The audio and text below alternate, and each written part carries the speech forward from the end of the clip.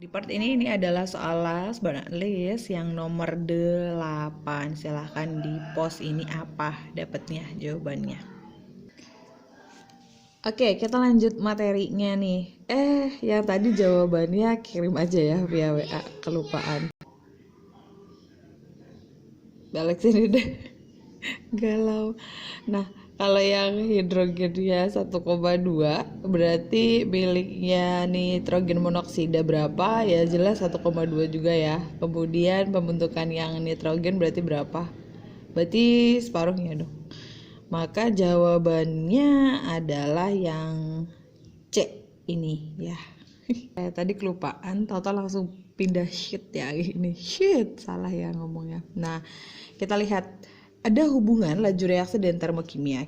Kalau kita perhatikan soal-soal yang terbaru tuh justru laju reaksi lebih kepada gambar ya. Jadi basically kita harus tahu nih hubungannya laju reaksi dengan termokimia. Di termokimia kita membagi reaksi itu menjadi endoterm yang deltanya positif dan eksoterm yang deltanya negatif.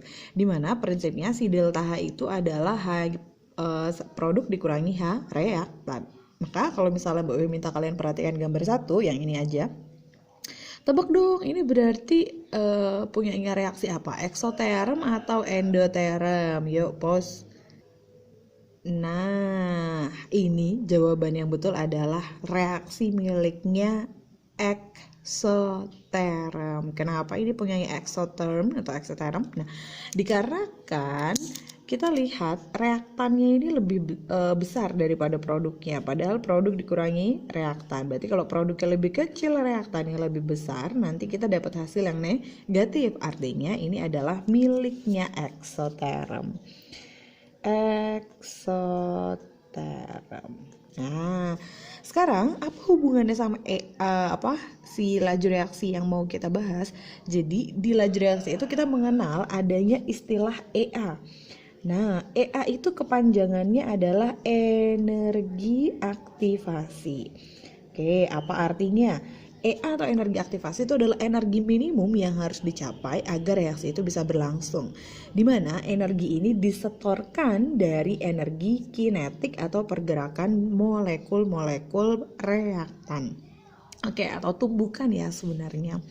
Nah, kita lihat di sebelah sini. Kalau misalnya ini adalah titik mula miliknya reaktan, kemudian ini ada puncak. Apa maksudnya puncak ini?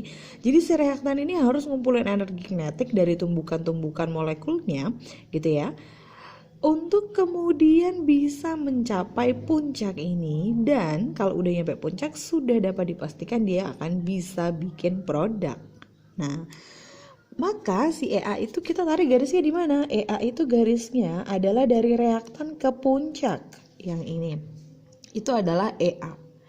Sedangkan dalam istilah termokimia sendiri tadi kita punya selisih reaktan ke produk, ini yang disebut delta H atau perubahan entalpi. Jadi nanti kita akan berhadapan dengan soal gambar kayak gitu ya.